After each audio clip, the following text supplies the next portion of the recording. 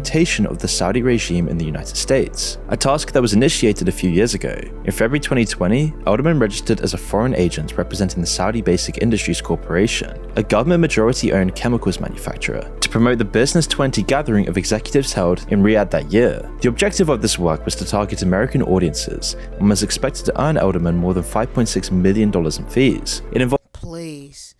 It ain't enough propaganda in the world that make me go there still. Like, nope.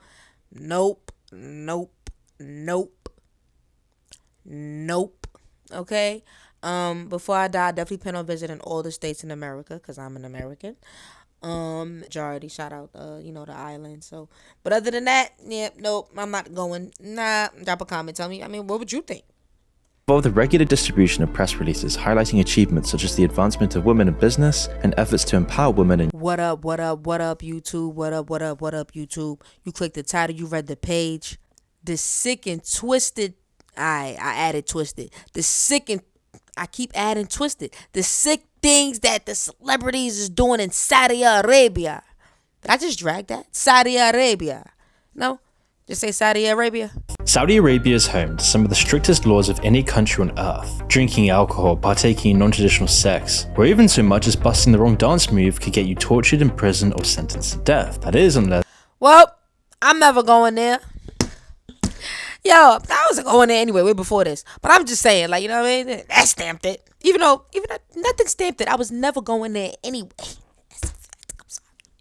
You're one of the elite. You see, Saudi Arabia's richest and most powerful men may obey and uphold Sharia law in public. Behind closed doors, they're funding and participating in some of the most debaucherous parties the world has ever seen, rampant with potent drugs, prostitution, and perverted anal fish fetishes. Meanwhile, these same men weaponize their influence to condemn poorer men with less status, sentencing people to death for a fraction of their own sins. So who are these all-powerful men living above the law and partying in the shadows? Let's start by looking at the tip of the iceberg, the Saudi Arabian royal family, also known as Al Saud. Although the royal family in its entirety is estimated to be made up of 10,000 to 20,000 members, including all descendants of Mohammed bin Saud, the founder of the first Saudi state in 1727, and his brothers, the majority of wealth, power, and influence is held by a smaller group of 2,000 of these men. Some estimates of their wealth measure their net worth at anywhere from as low as $500 billion to as high as $3 trillion, but anyone who's come in contact with members of this group would describe it as seemingly endless. This includes the market cap of the state's oil and gas company, Saudi Aramco, including all of its assets in the country's fossil fuel reserves. This makes the Saudi royal family the current wealthiest family in the world and the wealthiest family ever recorded in history. Now, to take this further, the modern Saudi royal family is primarily led by an even smaller group of descendants of bin Saud, lauded as the founder of Saudi Arabia in its modern form. Upon its conception in 1932, the Saudi Arabian throne was designed to pass from one son to another, and the monarchy remained hereditary until 2006, because in 2006, a royal decree provided that future kings would be elected by a greater committee of Saudi princes. Fast forward to the present day.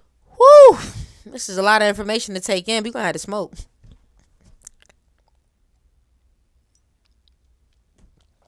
And drink. We see King Salman at the top. King Salman is 87 years old, and it would be kind of far-fetched to imagine a man in his late 80s going on all-night Viagra-fueled benders and hooking up with countless women without having a heart attack. It's likely that King Salman's partying days are in the past. Instead, we need to turn our attention to younger members of the royal family who are making decisions around him, chiefly his son and Saudi's current crowned prince and prime minister, Mohammed bin Salman. Mohammed bin Salman has been nicknamed the party prince by some for a reason, spending a whopping $50 million on just a single behind closed doors party back in 2010. Oh, he was having freakles. Damn, but worth $50 million? Yo, these celebrities be having, not even celebrities, like these rich people, they be having some weird fetish. Is it like, are they like that? Or does the money make them like that? Because keep that shit away from me then. Because what? Like, it's just like, where this shit be coming from? Where that be like? Where in your mind do these freak offs come from? It's like, when is enough not enough? It's sick.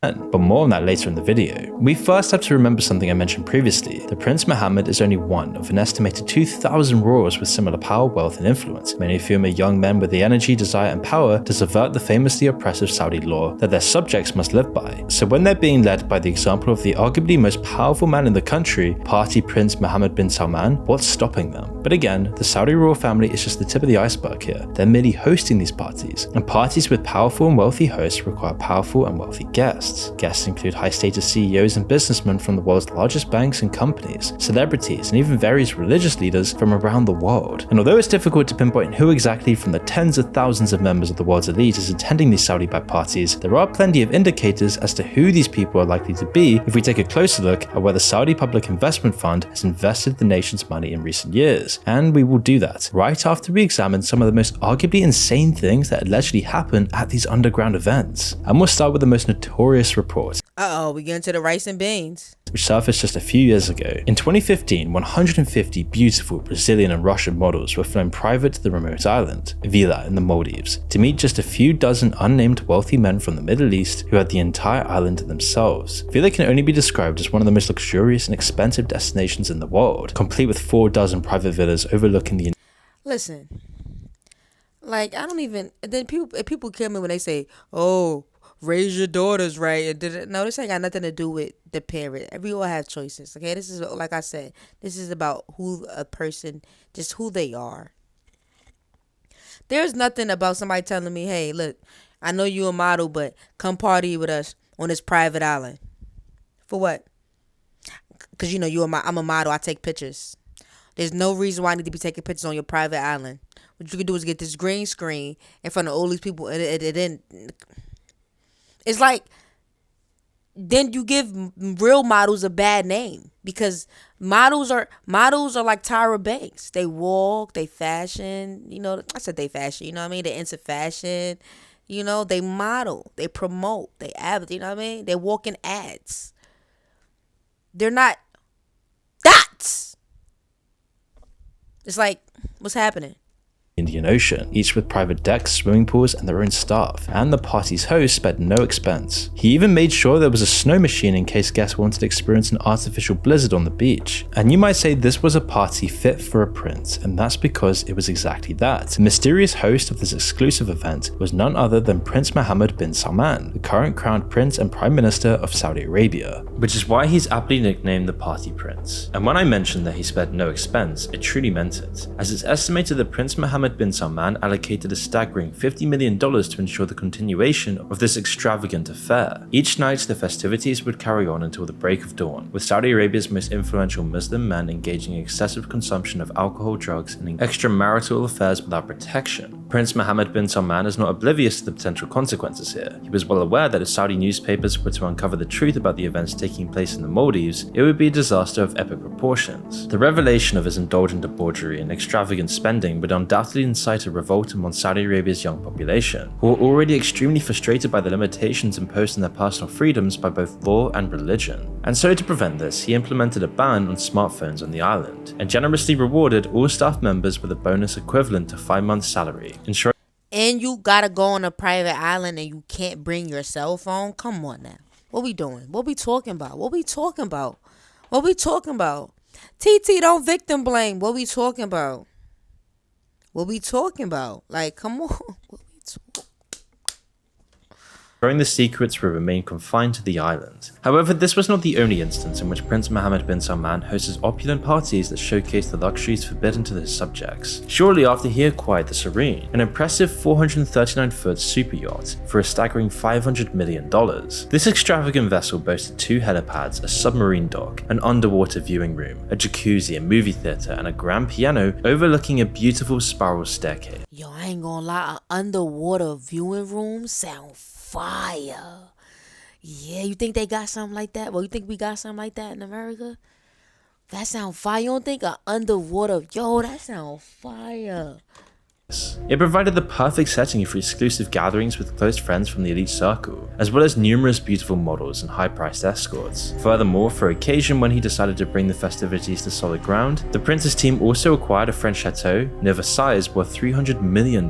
This lavish property served as an additional venue for his extravagant parties, further highlighting this huge contrast between the luxuries enjoyed by the elite of Saudi Arabia and the extreme restrictions imposed on the general population, where there is no freedom, no luxury, no opulence. But despite the well-known scandals involving Mohammed bin Salman, there are a few more shocking tales of immorality within the Saudi elite. In 2018, disturbing accounts emerged from various hotels in Bahrain, Paris, and London. Anonymous hotel staff reported that members of the Saudi Arabian ruling class would host wild orgies in the most luxurious private suites, resulting in extensive damage and exorbitant cleanup fees. So I heard about that. I heard they be having a wild freak-offs in London. Yeah, we gonna do like a documentary on that. We'll do a reaction video to something like that, you know what I mean? Because I want to learn about that, because like, what? Sometimes reaching up to $200,000 in cleanup charges. For wealthy Saudis, money, it seems, is never an issue. It's just an inconvenience and the sheer depravity of the Saudi elites that prompts complaints from hotel managers. One hotel employee who chose to remain anonymous described walking into a room completely covered in human feces. Another shocking anecdote came from another former sex worker who shared her experiences on Instagram. She revealed that she was trafficked and paid millions by individuals associated with the Al Saud family to fulfill their most repulsive fetishes and fantasies, which included engaging in sexual acts with dogs, consuming feces, and even using it's not the money. These people are just sick. It ain't the money. Because all the money in the world, it ain't the money. These people are sick. It's sick. That's what it is. I answered my own question. You right, guys. Live salmon for perverse purposes. And over the years, numerous stories have emerged about secret elite swinger parties, prostitutes surrounded by piles of cash, excessive alcohol and drug use, and even a lawsuit involving Saudi Prince Abdulaziz. It was alleged that he forced American staff to witness his sexual encounters with another man and he engaged in unusual fetishes involving flatulence in a mansion in Beverly Hills, something that would get you stoned to death if you were poor in Saudi Arabia. But if you're an elite, Wait, whoa. Wait a minute.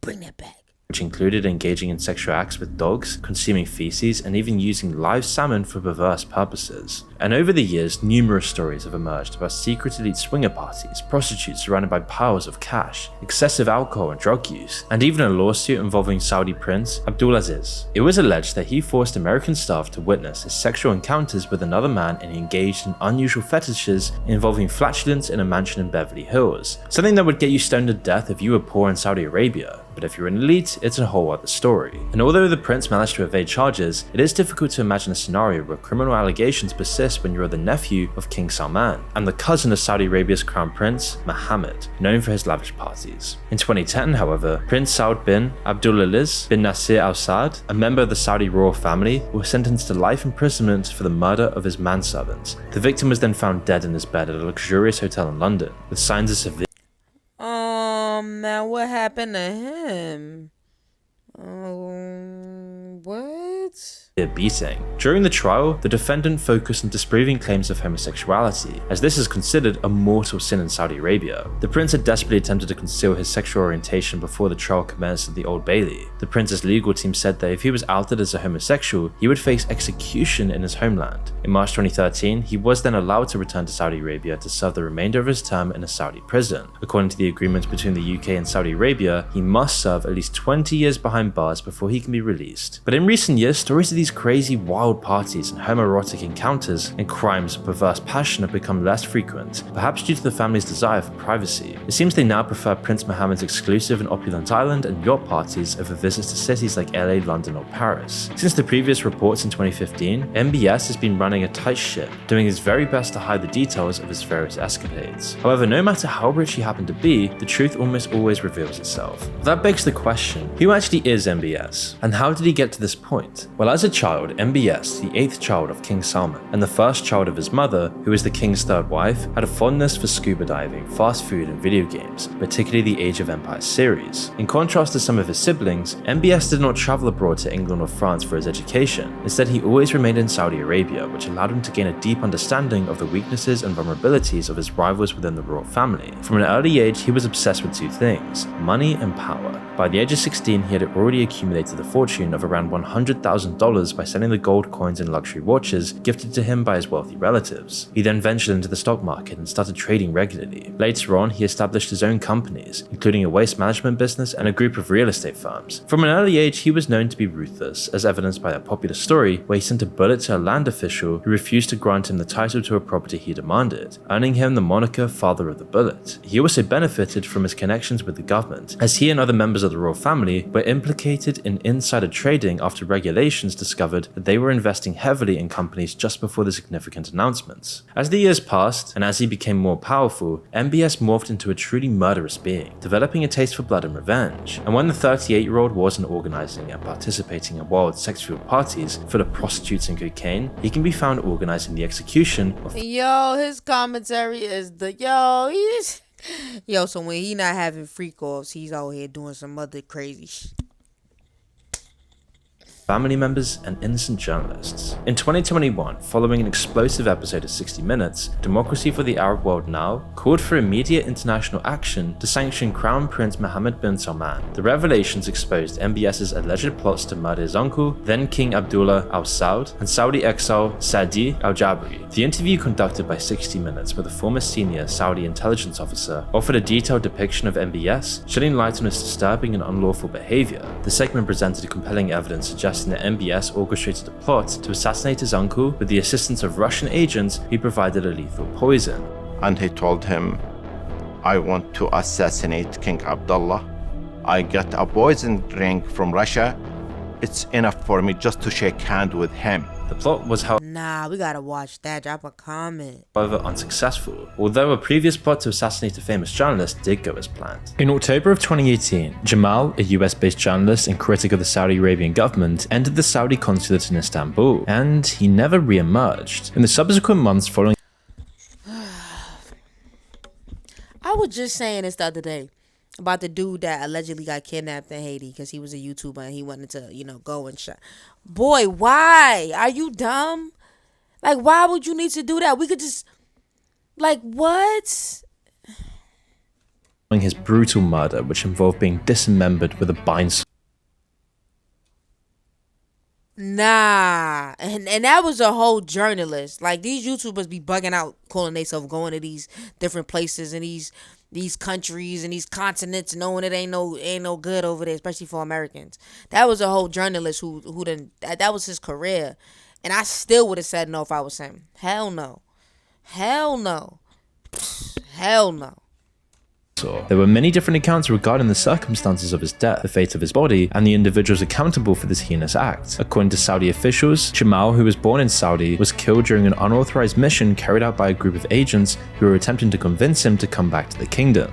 There was no authorization for them to commit this crime, that's why it's a rogue operation. Conversely, Turkish officials asserted that these agents were acting under direct orders from the highest echelons of the Saudi government. In November of 2018, the CIA concluded that Saudi Crown Prince Mohammed bin Salman had ordered Jamal's assassination based on intercepted communication suggesting that MBS had given direct orders to lure the journalist into the embassy. A US intelligence report has concluded that Saudi Crown Prince Mohammed bin Salman personally approved the murder of the exiled journalist Jamal Khashoggi in 2018. He was killed while visiting the Saudi consulate in the Turkish city of Istanbul. The declassified report says the prince approved a plan to either capture or kill Khashoggi, who had criticized the Saudi regime. And despite the fact that the murder of this journalist So you are a journalist going down there to Saudi Arabia to continue your research, your studies, have you will. Knowing that you criticized them, this nigga stupid. This nigga bugging. I ain't say not one outrageous thing yet about these folks. And I still don't plan on going down there. Like, what is wrong? What in the world?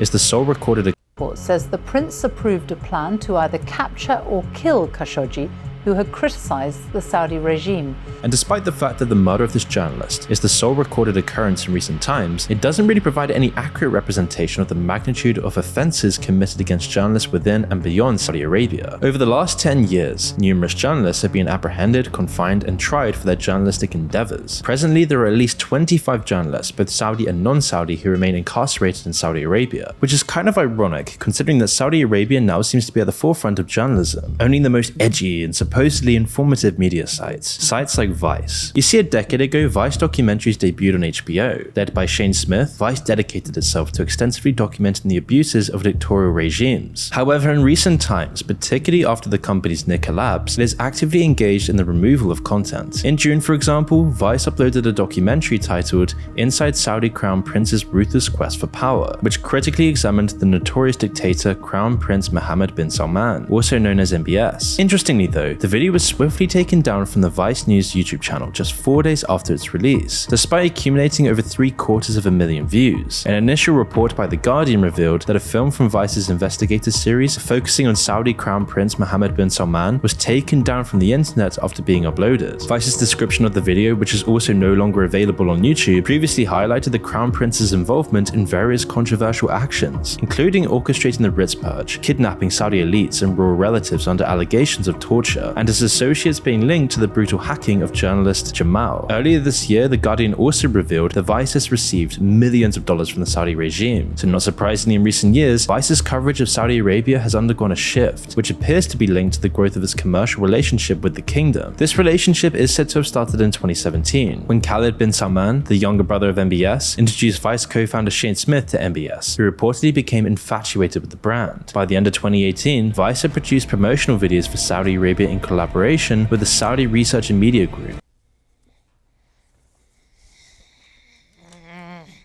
It's the rice and beans. In 2020, Vice even helped organize a Saudi music festival subsidized by the Saudi government, but its name was not listed on publicity materials for the event. But then Vice has since opened an office in the capital of Saudi Arabia and is actively recruiting for several positions. A Vice spokesperson has stated that the company's editorial voice remains independent, and the removal of a film was due to the concerns about the safety of Saudi-based staff. In 2023, Vice then announced a deal with the Saudi media company MBC. According to a recent report by The Interpreter, a map of Saudi Arabia hangs in the wall of Vice's London office now, which may answer the question of why we don't hear more about the sick, depraved acts of MBS. But it isn't just his control of journalists in the media, because he has enlisted the services of top PR gurus, the type of people who can make a potential psychopath look like a respectable, even commendable human being. To be specific, MBS has enlisted the services of Elderman, an American public relations and marketing consultancy firm headquartered in Chicago.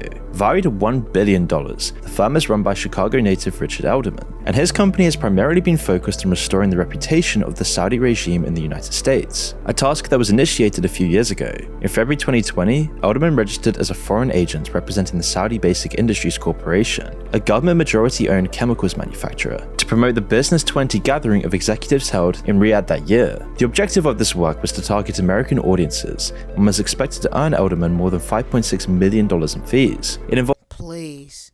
It ain't enough propaganda in the world that make me go there still. Like, nope.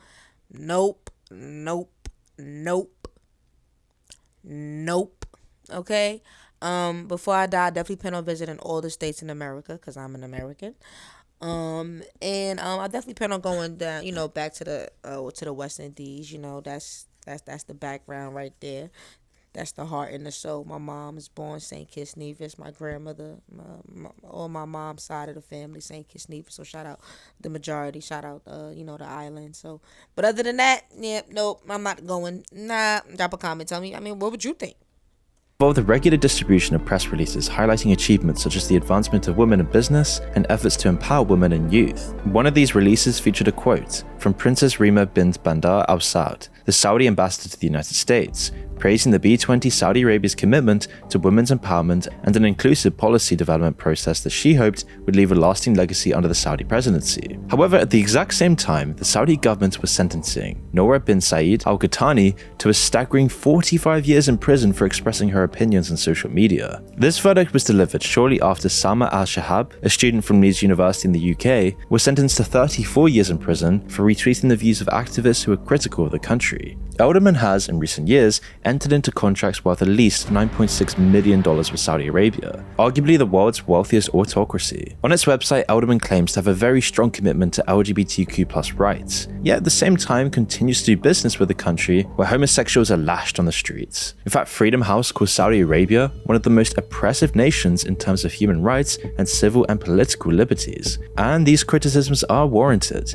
The Saudi government severely restricts political rights and civil liberties, and engages in arbitrary imprisonment, torture, and execution of individuals perceived as opponents. Elderman has also agreed to provide strategic counsel, media relations, stakeholder identification, and engagement, as well as other branding and promotional work in the United States for NEOM, a new $500 billion city in northwestern Saudi Arabia. You see, NEOM is a key priority for Prince Mohammed, who chairs its board of directors. According to Elderman's foreign agent filings, the firm is projected to earn over $3 million from its work with NEOM by the time it's completed. Notably, NEOM is being developed by the country's $620 billion sovereign wealth fund, otherwise known as the Public Investment Fund. Elderman, one assumes, realizes that it has blood on its hands, as the development of NEOM, the innovative, environmentally friendly city in Saudi Arabia, necessitates the That shit gonna be fire. That look dope though. relocation of indigenous communities. Those who fail to adhere to the proposed plans face severe penalties, including lengthy prison sentences and even death. Earlier this year, the Office of the United Nations High Commissioner for Human Rights released a report highlighting the displacement and demolition of homes belonging to tribes in the designated area for the city. Shockingly or not, these actions were carried out without providing adequate compensation to the affected individuals. Furthermore, the report reveals that one member of the tribe was killed, while 3 others were sentenced to death. An additional 3 members received 50-year prison terms on terrorism charges. According to the report, these individuals were arrested under the pretext of terrorism, but it is believed that their actual offense was just resisting the forced evictions associated with the controversial project. And with an estimated cost, they're doing this because NEOM is a significant component of Saudi Arabia's Vision 2030 initiative, introduced by MBS in 2017. This comprehensive set of reforms promises to enhance and promote tourism, diversify the kingdom's economy by creating alternative sources of income, and, rather laughably, promote women's rights. Projected to open in 2039, NEOM is set to occupy a vast area of 26,500 square kilometers in Saudi Arabia, right next to the Red Sea coast. The project is fully owned by the Public Investment Fund of Saudi Arabia, one of the most powerful sovereign wealth funds on the planet. The PIF's reach is absolutely staggering. It is quite possibly the most powerful fund in the world, and its role in helping Saudis to essentially control the global narrative is particularly disturbing. The PIF holds a 38% stake in POSCO Engineering and Construction Co., a 5% stake in Uber worth $3.5 billion, and a 5% stake in Pay attention. video game companies Capcom and Nexon, worth $1 billion. In March 2016, it was announced that the ownership of Saudi Aramco, a state-owned petroleum and natural gas company, would be transferred to the PIF. PIF holds a 5.7% stake valued at $500 million in concert distributor Live Nation, but more in concerts in a minute. In 2020, PIF acquired minority stakes in major US companies such as Boeing, Meta Platforms, and Citigroup. It also disclosed significant stakes in Disney and Bank of America, as well as a smaller stake in Berkshire Hathaway. PIF also disclosed a stake of $827.7 million in oil company BP. In the same year, PIF also plays a key role in Saudi Arabia's worldwide sportswashing. Now, as you may have seen, it seems like Saudi Arabia is everywhere in the world of sports. In October 2021, it was announced that the Public Investment Fund would acquire Newcastle United, a huge soccer team based in the UK, following the Premier League's receipt of legally binding assurances that the Kingdom of Saudi Arabia would not have control over the club. Such assurances were, and still are, really laughable, as the PIF's chairman is none other than the omnipotent MBS. Although Amnesty International raised concerns about Saudi Arabia's horrendous human rights record and called for the introduction of standards that would prevent human rights violators from owning Premier League clubs, the takeover was very successful. The PIF also owns the Saudi Pro League, the kingdom's answer to the English Premier League. And that's why in 2022, you started seeing people like Cristiano Ronaldo joining a Saudi Arabian team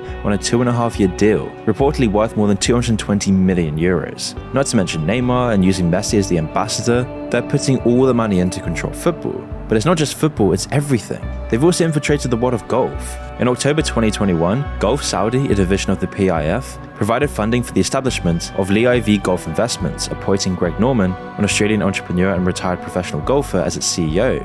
And that's when they would create a professional tour known as LIV Golf, previously referred to as the Super Golf League. becoming a huge competitor to the PGA Tour, offering the most lucrative golf tournaments in history and successfully persuading all the top players to participate. Almost all the top golfers joined, for hundreds of millions of dollars. But some notable players did actually decline the opportunity to join the new league, with Tiger Woods rejecting an offer nearly worth $1 billion. Rory McIlroy, a vocal critic of the tournament, aligned himself with the PGA Tour, criticizing all the players who joined Lee Ivy Golf as just being another pawn of Saudi Arabia. And Talk your shit, my boy. Talk your shit. now the PIF is also trying to take over tennis, acquiring a stake in the United Cup, a mixed national team tournament organized by Tennis Australia, which is now working on moving the Joint Association of Tennis Professionals and the Women's Tennis Association event to Saudi Arabia. Earlier this year, reports started to emerge about WWE, the world's largest professional wrestling company, being sold to the PIF, with the WWE having a strategic partnership with Saudi's Ministry of Sport. That's why all the time now you see WWE having these huge large-scale events in Saudi Arabia annually. And not content with wrestling, soccer, golf, and tennis, Saudi Arabia also has its sights on the world of esports,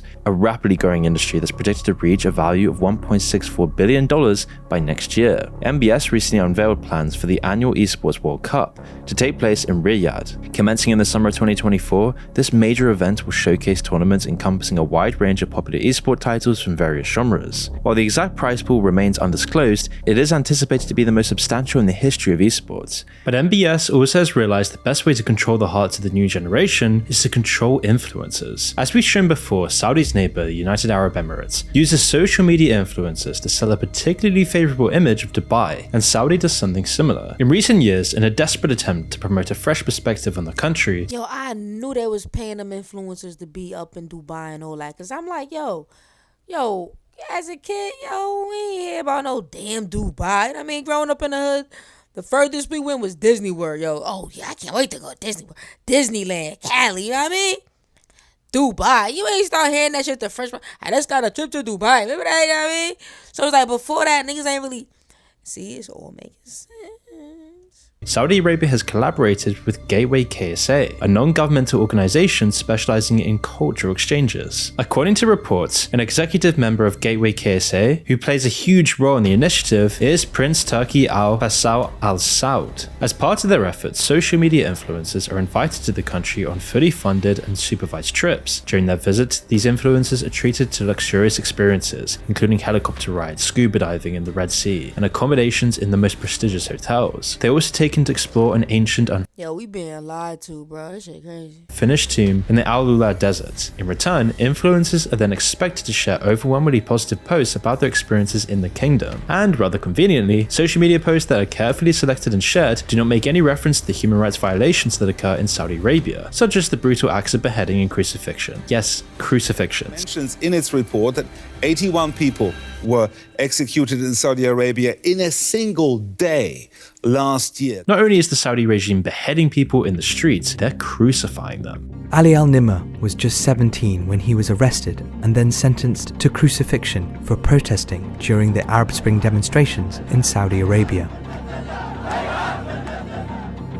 His case has sparked global outrage amongst human rights groups, celebrities, and the UK's Prime Minister, David Cameron. He is about to be crucified and beheaded by the Saudi government. What's your message to them about that? Well, don't do it. We don't agree with the way that they go about these things. That's why suddenly you see all these influencers online in Saudi Arabia. The Logan Pauls of the world are all there, all becoming part of the spectacle. But deep down, this is all just a way to control public image for Saudi Arabia, to keep their dirty secrets hidden. And it's not just social media influence. Yo, and it's like Cat Williams said in the interview, you gotta say no. Like, come on, I was telling somebody that the other day, like, cause somebody tried to get on me. This is a quick story. Somebody tried to get on me about wearing white tees and all that. But I was telling my shorty, well, I wouldn't call her my shorty, but shorty I'm talking to. I'm like, yo, I don't want to be flexing. Like, what's the point? So I say that to say, it's like, you got to just say no. Like, I would have let that guy, let that get to me and be like, all right, now I'm going to flex every day. No, it's like, they want that lifestyle. Yeah, this is the lifestyle you live in. Yeah, we're going to pay you $50,000 to come here and act like this is a great place to be when you know deep down inside it could possibly not be. It's prominent musicians, like Metallica, one of America's biggest metal bands. You see these things. That's why suddenly you see all these influencers online in Saudi Arabia. The Logan Pauls of the world are all there, all becoming part of the spectacle. But deep down, this is all just a way to control public image for Saudi Arabia, to keep their dirty secrets hidden. And it's not just social media influencers, it's prominent musicians, like Metallica, one of America's biggest metal bands. You see, the band announced that it will make its first ever appearance in Saudi Arabia this December. The renowned rockers will take the stage as the headliners for the opening night of the 3-day Soundstorm Festival in Riyadh on December 14th. In addition to Metallica, a band that supposedly cares about human rights abuses, pop star and celebrated activist Pharrell Williams and disgraced rapper Chris Brown will also perform in Saudi. The Soundstorm Festival is considered Saudi. Yo, I'm screaming. He said disgrace. Yo, his opinion, not mine. But I mean, you know, now that you get the backstory or some shit, it's like you gotta tell him no. Arabia's equivalent to the UK's Glastonbury Festival, and last year it attracted a whopping 600,000. Rapper Chris Brown will also perform in Saudi. The Soundstorm Festival is considered Saudi Arabia's equivalent to the UK's Glastonbury Festival, and last year it attracted a whopping 600,000 people last year. And the amount of high-profile artists willing to perform in a country known for the most atrocious human rights violations imaginable is absolutely staggering. Last year, Bruno Mars, Post Malone, DJ Khaled, and several other well-renowned artists from North America and Europe all graced the stage at Soundstorm in Riyadh. And to her credit, Nicki Minaj, who's not necessarily renowned for her moral compass, actually withdrew from the Jeddah World Fest in 2019, expressing her concerns about the country's treatment of women and Shout out Nicki, man. Y'all always got something to say about Nicki. Nicki said, no, I'm not performing there because they don't respect certain rights and women's rights and certain human rights. I respect her.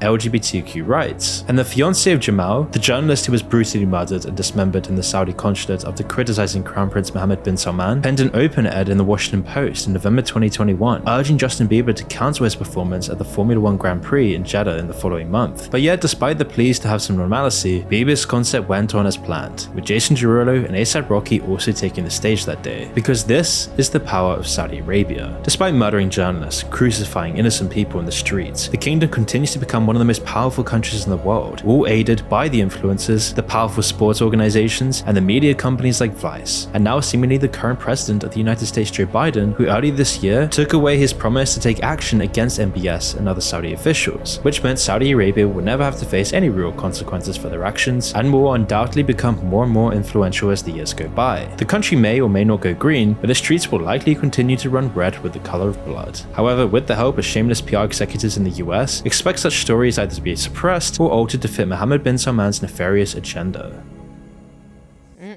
Yo, y'all subscribe for the vibe.